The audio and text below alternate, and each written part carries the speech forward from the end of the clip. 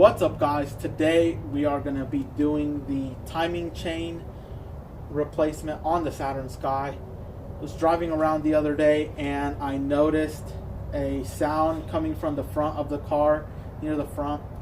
I checked the car out, nothing suspension or brake wise, checked the engine, everything seemed pretty good, but once I took the valve cover off, I noticed that the timing chain was noticeably loose.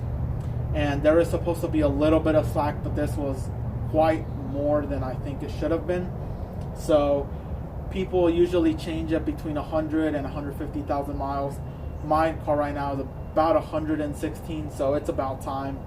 And the plastic guides like to break because it's plastic inside the engine, gets hot and cold and get brittle with time. And they just break because of age. So I bought everything. I'm gonna unbox it and I'm gonna show you what you should do, what you should buy if you're doing this job. I bought more than you really need, but it's a case of if you're in there, you might as already replace it because you wouldn't want it to fail another time knowing that you could have went ahead and replaced it with new parts while you were in there. So let's get to the unboxing, show you everything I bought. Alright guys, so let's go ahead and start unboxing this and see what all I bought.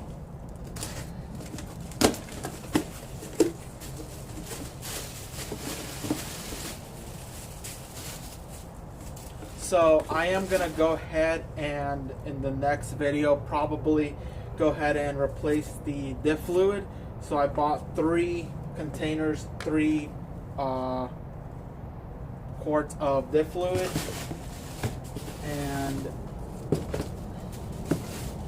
and I bought both serpentine belts, the main one and then the one for the I believe power steering, or might have been air conditioning. I think it's power steering. But I bought 2 new belts, both OEM.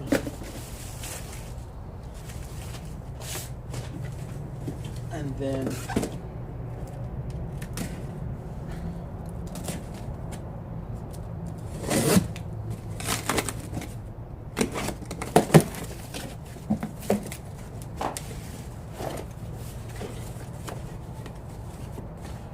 this is the main timing kit, which has the guides and the belt itself, along with the new tensioner and new bolts.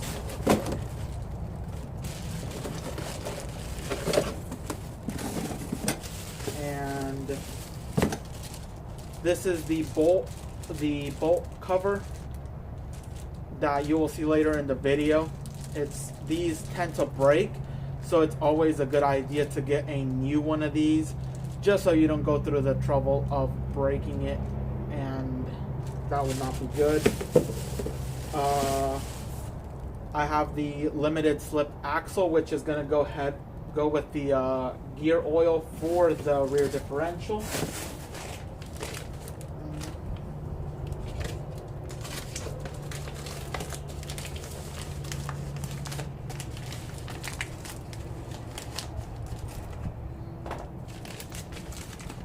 This is the valve cover gasket. Since I took it off, you will be needing a new one. So the valve cover doesn't leak when you seal it back up.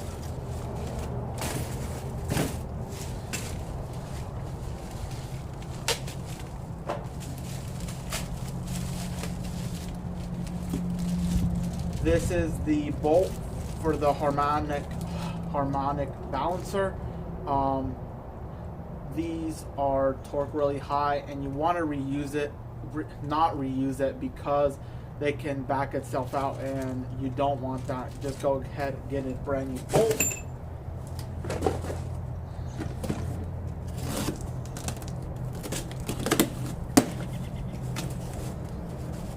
So these are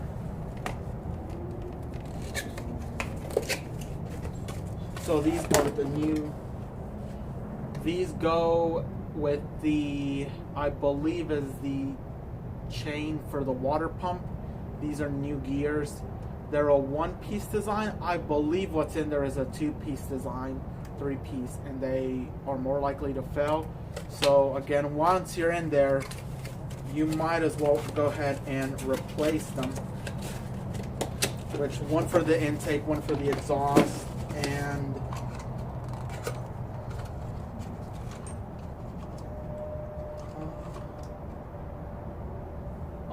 so another bolt. I believe it's for the chain guide mounting bolt. So here's a new one of those.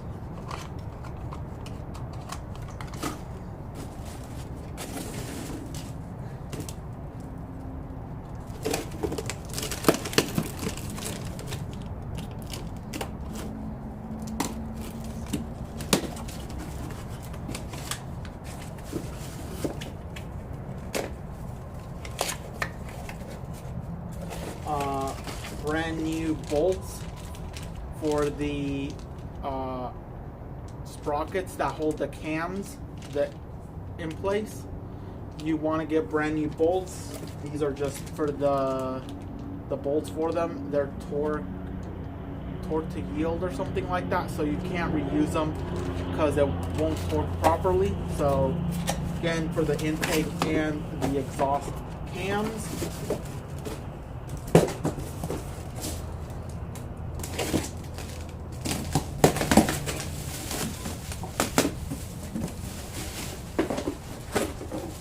And finally, I believe this is the actual chain and guides for the water pump.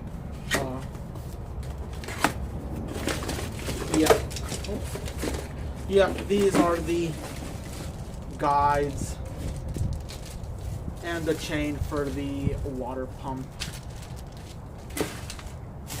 along with the new tensioner. And then this is just the a new gasket for the front cover, and yeah, that's it. Maybe a couple things like the belts you don't have to do, you could just reuse them, but again, if you're taking them off, you might as well get new ones. But besides that, that's everything you need. Wanted to show you guys what the chain looks like before we start. So you can see I went ahead and took the valve cover off. Have the chain right here. Let's see if I can get a good angle at it. But you can see that is pretty bad. I've seen some worse, but that does sound like the noise that I was hearing. And I know it's not supposed to be this loose. A little loose, like less, but this is definitely more than it should be. So let's get this started. So far, I have done a good bit more. I have removed the charge pipes, the air intake, the coolant crossover pipe, then removed the fan and the radiator and like the plastic cover that goes over here.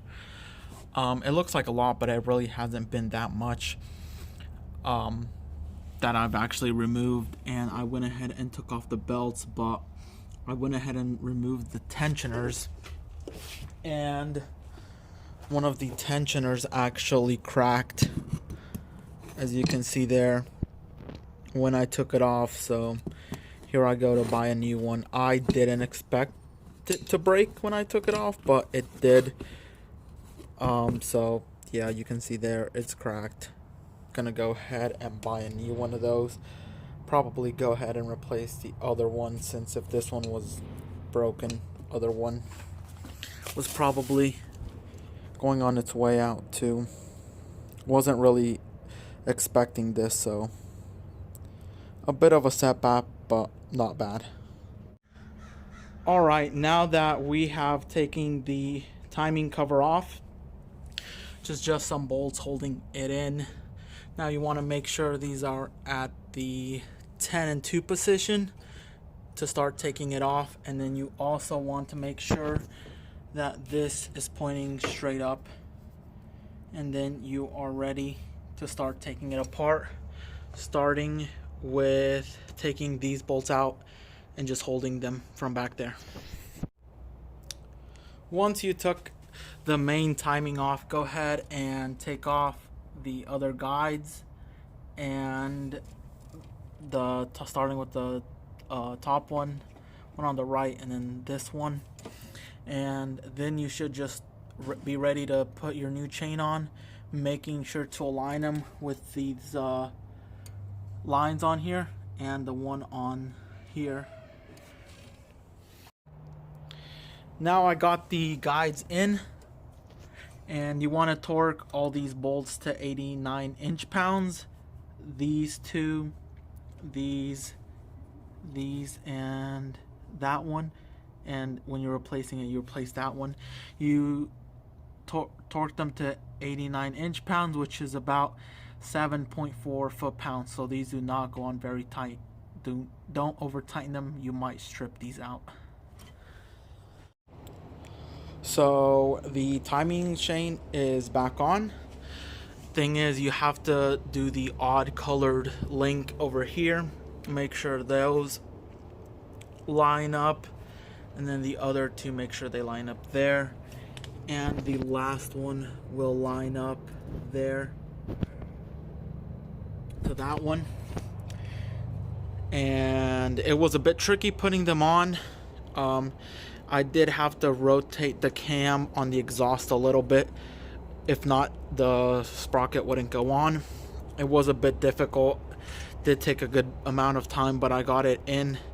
Better to take your time and make sure everything is perfectly in the correct link, or if not, you're not going to be in for a good time. But after that, you have to put this guide in before you put this in, the last sprocket for the chain.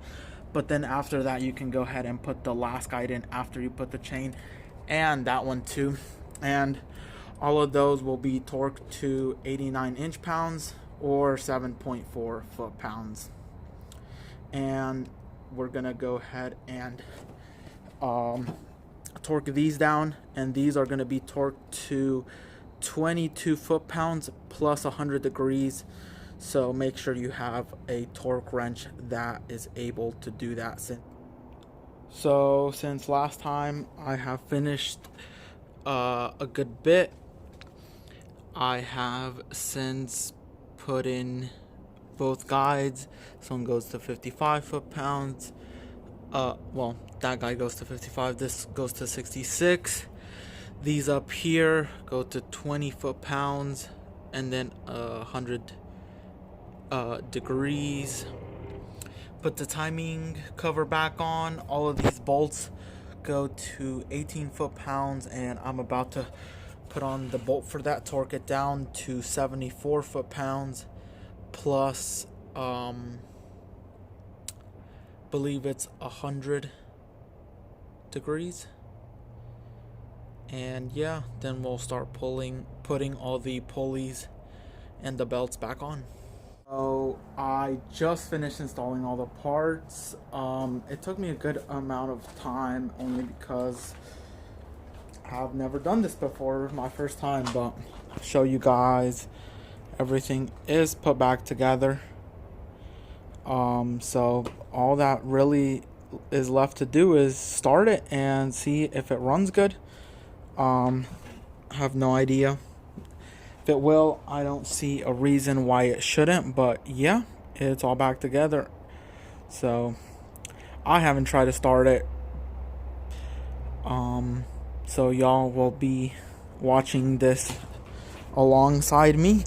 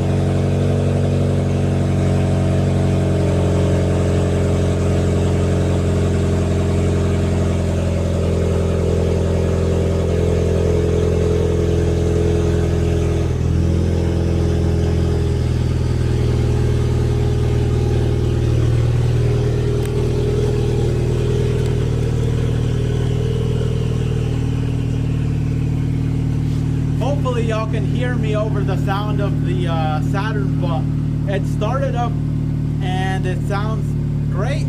It started up smoothly, no issues, no